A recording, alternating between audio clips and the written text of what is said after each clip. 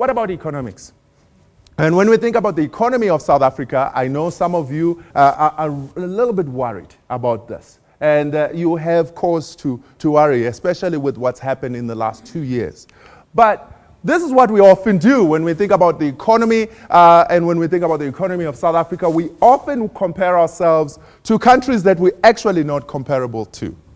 So let me ask you a question. What's the exchange rate between the dollar and the rand? Some of you will know this. About 14, yeah? Yeah. And the UK pound and the rand? Okay. So the Malaysian ringgit and the rand? Or the Egyptian? But that's the reality.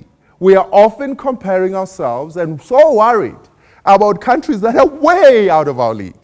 And I'm not just talking that because of the size, but I'm really, when we look at GDP, these are the countries we like to compare ourselves to. Number one, USA. And we are South Africa. We're right over here, folks, in terms of our GDP. And we spend all our time comparing ourselves. Look at the countries that are actually more comparable to us. And so when you start to do that, this whole picture changes.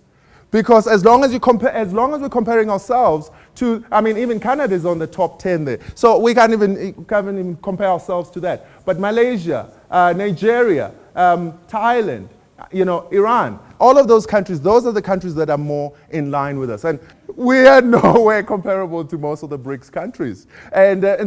But the reality is that these are the countries we should be comparing ourselves to. And when you look at this picture, you find that the South African currency is the best performing currency this year.